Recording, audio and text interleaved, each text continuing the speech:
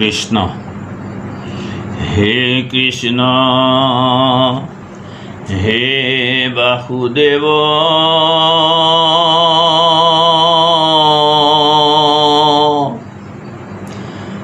দৈৱকী নন্দন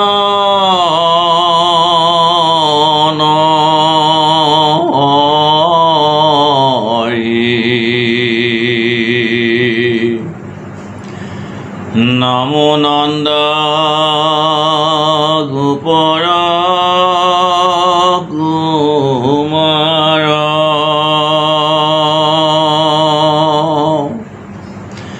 কৃপাময় শ্ৰী গোবিন্দ শৰণৰ অৰবিন্দ কৰোময়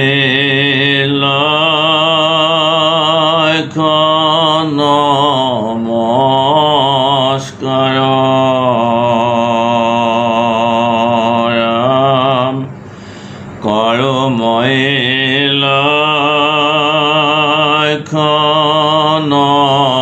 নমস্কাৰ কৃষ্ণ। কৃপালু বান্ধৱ হওক। প্ৰথম স্কন্ধ ভাগৱত ইতিমধ্যে অন্ত কৰি আমি আগবাঢ়িছোঁ দ্বিতীয় স্কন্ধ ভাগৱতৰ ৰহস্য কথনৰ বাবে। মহাভাগৱত শাস্ত্ৰৰ প্ৰথম স্কন্ধই নিৰ্গুণ ভগৱন্তই বামপদেৰে ভাগৱতত প্ৰৱেশ কৰিছে। আমাৰ বামপদে মায়াক বুজাইছে, কিন্তু পৰম পুৰুষ পৰমেশ্বৰ ভগৱানে সকলো মায়াক বিনাশ কৰি বামপদেৰে গুৰুৰূপে ভাগৱতত প্ৰৱেশ কৰিছে। যিহেতু প্ৰথম স্কন্ধত গুৰুৰূপে পৰম পুৰুষ যোগেশ্বৰ কৃষ্ণই প্ৰৱেশ কৰিলে, গুৰুৰ মহিমাৰ কথা স্পষ্ট প্ৰকাশ কৰিছে মহাভাগৱত শাস্ত্ৰৰ প্ৰথম স্কন্ধ।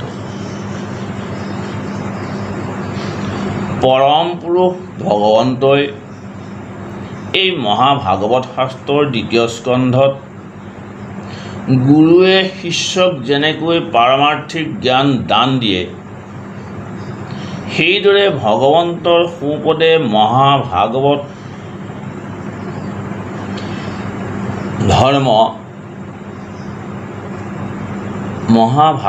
ধৰ্মকথনেৰে মহাৰাজ পৰীক্ষিতক জ্ঞান দিয়াৰ প্ৰয়াস কৰিছে। সেইকাৰণে দ্বিতীয় স্কন্ধ ভাগৱত আৰম্ভ হৈছে মহাভাগৱত ধৰ্মকথনেৰে। পৰম কৃপালু বা বান্ধৱ সমস্ত গংগাৰ তীৰত হস্তিনাপুৰৰ সমূহ ঋষি মুনিৰ দ্বাৰা পৰিবেষ্টিত হৈ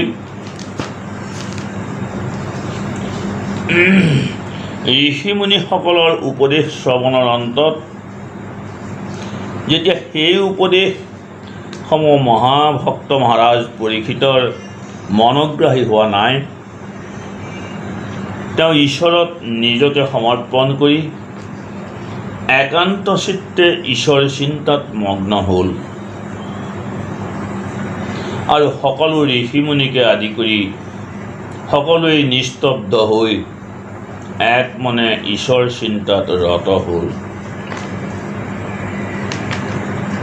এতিয়া হয়তো প্ৰশ্ন হ'ব পাৰে যে ঋষিমুনিসকলে যে মহাভক্ত বিষ্ণুনাথক ঈশ্বৰ ভজনৰ উপায় আৰু সংসাৰ তৰণৰ উপায় হিচাপে উপদেশ দিছিল যে তীৰ্থত স্নান কৰিলে মুক্তি পায়, যজ্ঞ কৰিলে মুক্তি পায়, মহাযজ্ঞ কৰিলে মুক্তি পায়, দান কৰিলে মুক্তি পায়, কিন্তু এই সকলো উপদেশ শুনাৰ পাছতো ৰজাৰ মনত শান্তি নাই। তেওঁ একান্ত চিত্তে এক ঈশ্বৰ চিন্তাত মগ্ন। ইয়াৰ কাৰণ হৈছে ৰজা পৰীক্ষিতৰ কোনো কামনা বাসনা আদি নাই, কিয়নো মহাৰাজ পৰীক্ষিত আছিল এজন মহাভক্ত, যিজন পৰীক্ষিতক ভগৱন্তই দ্ৰোণাচাৰ্যৰ পুত্ৰ অশ্বত্থামাৰ ব্ৰহ্মাস্ত্ৰৰ পৰা মাতৃৰ গৰ্ভতে ৰক্ষা কৰিছিল, আৰু যি কাৰণত তেওঁক বিষ্ণুৰ ৰাত নামে জনা যায়। সেয়েহে ভগৱন্তৰেই সকলো অৰ্পণ কৰি তেওঁ ঈশ্বৰ চিন্তাত মগ্ন হ'ল। ঋষিমুনিসকলে দিয়া উপদেশ ৰজা পৰীক্ষিতৰ কিয় মনোগ্ৰাহী হোৱা নাছিল?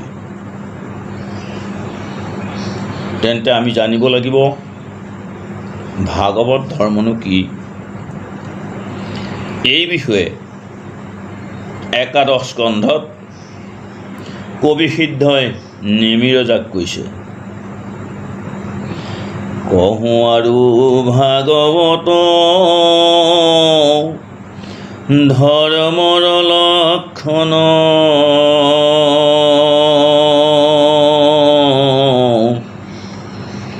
বিমৰিষি পূৰ্বত আপুনি নাৰায়ণ,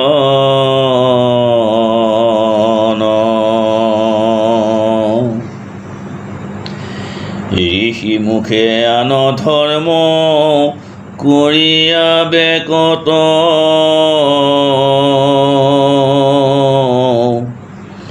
কহিলা আপোন মুখে নিজ ধৰ্ম যত।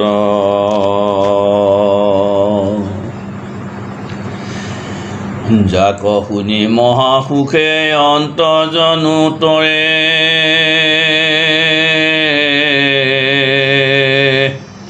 অজাতি পাতকি যাক জানিলে নিষ্ঠুৰে,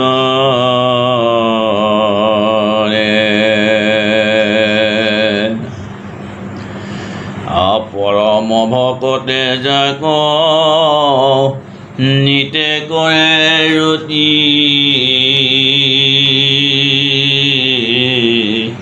সেহি ভাগৱত ধৰ্ম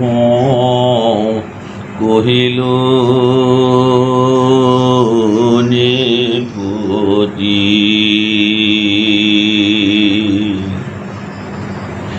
সেইকাৰণেহে মহাৰাজ পৰীক্ষিতে ঋষিমুনিসকলৰ উপদেশ মহা আনন্দৰে আদৰ অভ্যৰ্থনা জনাই তেওঁক আসনত উপৱেশন কৰালে।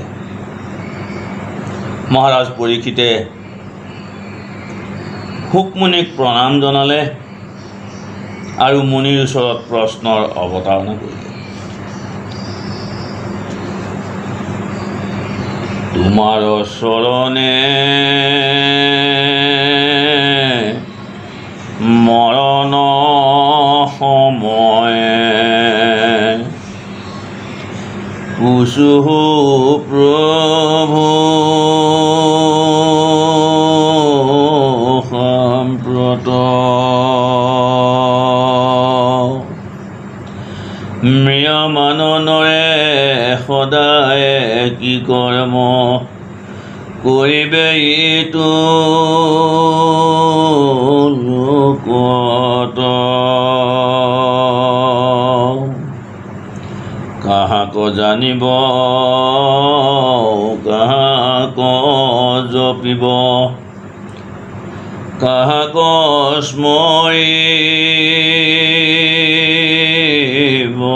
নৰে, ভজিবৰ যোগ্য কোননো দেৱতা, কহিও মোত সতৰে, শ্ৰৱণ কীৰ্তন স্মৰণ যোগ্য, নহি যত যত কথা, তুমি হি পৰম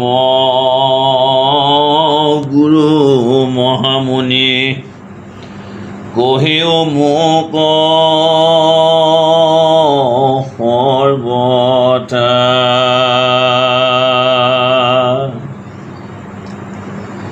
এই প্ৰশ্নৰ অৱতাৰণা কৰাৰ পাছত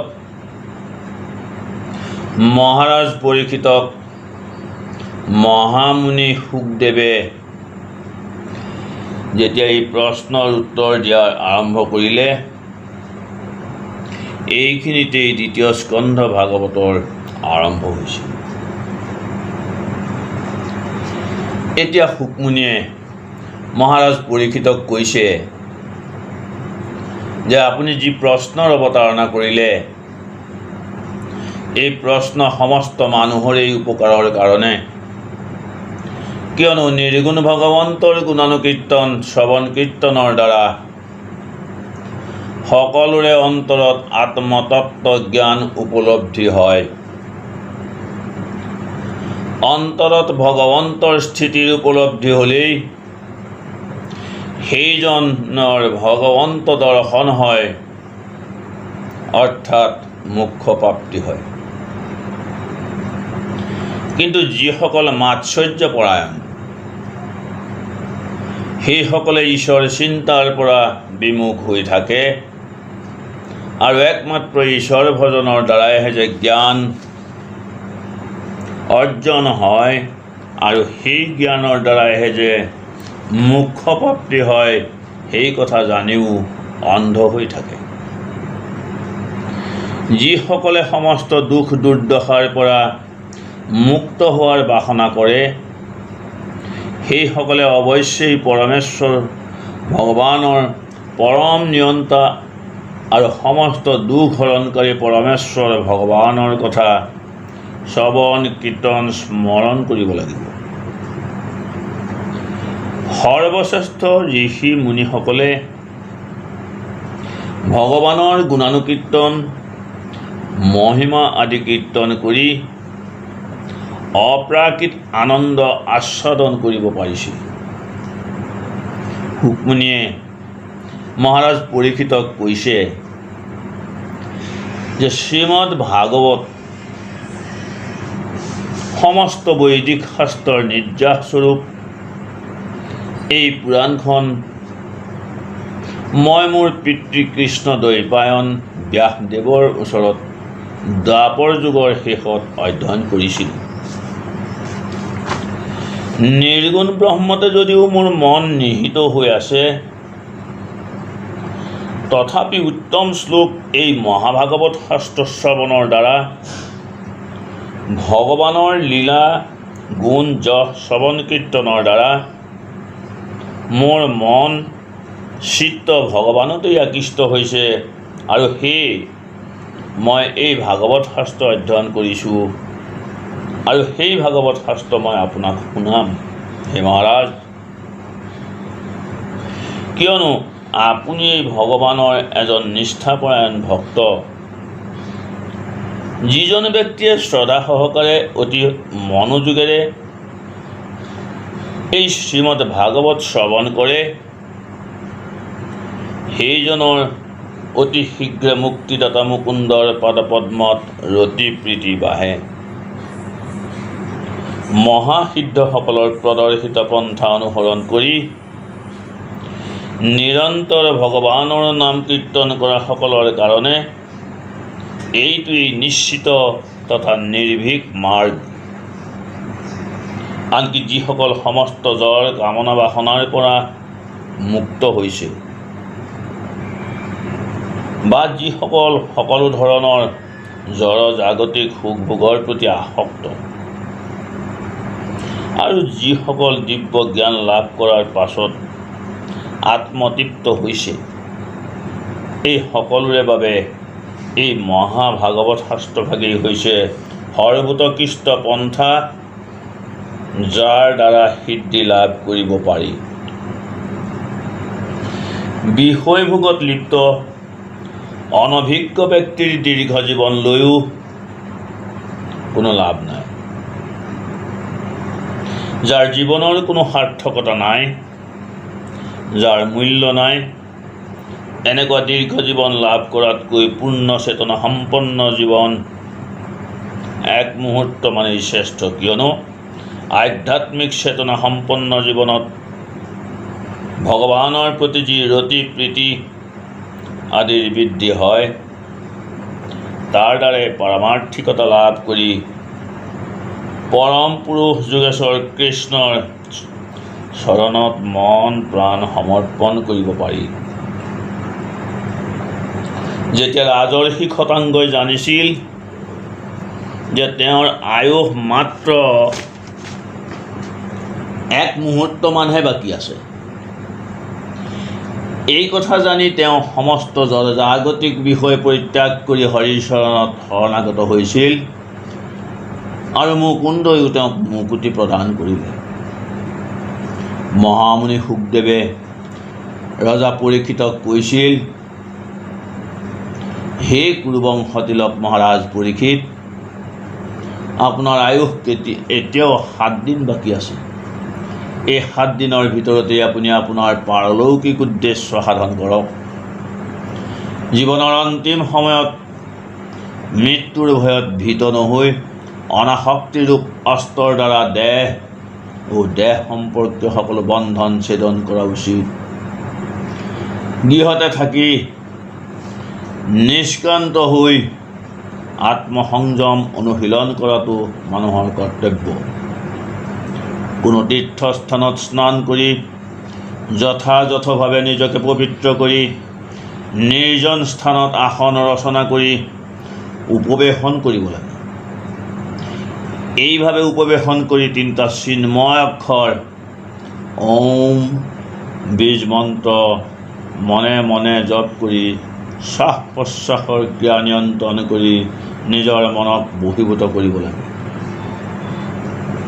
যাতে কোনো কাৰণতে চিন্ময় বীজৰ বিস্মৰণ নঘটে। যেতিয়া মনে ধীৰে ধীৰে চিন্ময়ত্ব লাভ কৰিব, তেতিয়া ইন্দ্ৰিয়সমূহ বিষয়ৰ পৰা লাহে লাহে আঁতৰি আহিব আৰু ভক্তি যোগৰ দ্বাৰা ইন্দ্ৰিয়সমূহক দমন কৰিব পৰা যাব। সেইকাৰণেই মনক দমন কৰিব লাগিলে একমাত্ৰ উপায় হৈছে মনটোক সদায় পৰমেশ্বৰ ভগৱানৰ সেৱাত নিযুক্ত কৰি ৰখা। ই সম্ভৱ হ'ব একমাত্ৰ ভক্তি যোগৰ দ্বাৰাই। এই ভক্তি যোগৰ দ্বাৰাই আমি নিৰ্গুণ ভগৱন্তৰ নিৰ্গুণ অংগসমূহৰ এক এককৈ ধ্যান কৰিব পাৰিব লাগিব। ইয়াৰ ফলত আমাৰ ইন্দ্ৰিয়সমূহ বিষয়ৰ পৰা সম্পূৰ্ণৰূপে আঁতৰি আহিব। মনটো সদায় ৰজগুণ আৰু তমোগুণৰ দ্বাৰা বিচলিত হৈ থাকে। সেইকাৰণে ভক্তি যোগৰ দ্বাৰা মনটোক নিয়ন্ত্ৰণ কৰি সৎগুণৰ আধাৰত আমি ঈশ্বৰ চিন্তাত অগ্ৰসৰ হ'ব লাগিব। হে মহাৰাজ পৰীক্ষিত, সৎগুণৰ আশ্ৰয় লৈ ভক্তি যোগৰ দ্বাৰা সৰ্বমংগলময় ভগৱান কৃষ্ণৰ ৰূপ দৰ্শনৰ অভ্যাস কৰাৰ ফলত অতি সোনকালেই ভগৱানৰ আশ্ৰয় লাভ কৰি ভগৱানৰ প্ৰতি প্ৰেমময় সেৱাত ৰত হ'ব পাৰি। সেই সময়তেই মহাভাগ্যৱান ৰজা পৰীক্ষিতে মহামুনি শুকক সুধিছে, হে ব্ৰাহ্মণ, দয়া কৰি আপুনি মোক বিস্তৰভাৱে জনাওক, মোৰ মনটো কেনেকৈ একাগ্ৰ কৰিব পাৰিম বা কেনেকৈ মোৰ ধাৰণা স্থিৰ কৰিব পাৰিম, যাৰ ফলত মোৰ মনৰ সমস্ত কলুষতা দূৰ হ'ব। এই প্ৰশ্নৰ উত্তৰত মহামুনি শুকদেৱে কৈছিল, আমি প্ৰথমে জিতেন্দ্ৰিয় আৰু সংগৰহিত হৈ ভক্তিযোগ বা বুদ্ধিযোগৰ দ্বাৰা ভগৱানৰ স্থূল ৰূপৰ অৰ্থাৎ বিৰাট ৰূপ আমাৰ মনক নিযুক্ত কৰিব লাগিব। এই জড় জগতৰ যি বিৰাট ৰূপ, সেয়া ভগৱানৰেই স্বৰূপ। ভগৱানৰ এই বিৰাট ৰূপতেই সমগ্ৰ জগতৰ ভূত ভৱিষ্যত বৰ্তমান কাল প্ৰকাশ পাইছে। ব্ৰহ্মাণ্ড স্বৰূপ ভগৱানৰ এই বিৰাট দেহ সপ্ত আৱৰণেৰে আবৃত। তত্ত্বজ্ঞসকলে কৈছে পাতাল লোক এই বিৰাট পুৰুষৰ পাদমূল, ৰসাতল হৈছে ভগৱন্তৰ পদৰ আগ আৰু পাছফাল। মহাতল পদদ্বয়ৰ গুল্ফ, তল আৰু অতল হৈছে জংঘাদ্বয়, সুতল হৈছে সেই বিৰাট পুৰুষৰ জানুদ্বয়, বিতল আৰু অতল হৈছে বিৰাট পুৰুষৰ উৰুদ্বয়, মহিতল হৈছে জংঘা, নভমণ্ডল বা ভুৱলোক বিৰাট পুৰুষৰ নাভি, স্বৰ্গলোক বিৰাট পুৰুষৰ বক্ষস্থল, মহৰলোক হৈছে গ্ৰীৱা, জনলোক হৈছে মুখমণ্ডল, তপলোক হৈছে ললাট আৰু সত্যলোক হৈছে বিৰাট পুৰুষৰ শিৰ। ইন্দ্ৰকে আদি কৰি সমূহ দেৱতা হ'ব বিৰাট পুৰুষৰ বাহুদ্বয়। দিশসমূহ হৈছে কৰ্ণ, দুই নাক হৈছে অশ্বিনী কুমাৰদ্বয়, মুখখন হৈছে প্ৰজ্বলিত অনল। মুক্তিকামীসকলে বিৰাট পুৰুষৰ এই স্থূল শৰীৰৰ একাগ্ৰচিতে মনোনিৱেশ কৰিব লাগিব ভক্তি যোগৰ দ্বাৰা, কিয়নো এই বিৰাট পুৰুষ অবিহনে এই জড় জগতত বিচাৰিব লগা একো নাই। তেওঁ বিভিন্ন ৰূপত জগতত প্ৰকাশ কৰিছে। কৃপালু বাপ বান্ধৱ হওক, আমি আজি বিৰাট পুৰুষৰ যি অংগৰ বৰ্ণনা দিলোঁ, আমি অহা খণ্ডত আমাৰ এই বিৰাট পুৰুষৰ দেহৰ এই অংগ আমি তাত্ত্বিক আলোচনা আগবঢ়াম। আমি আজিৰ আলোচনা ইমানতে সামৰণি মাৰিছোঁ। হৰি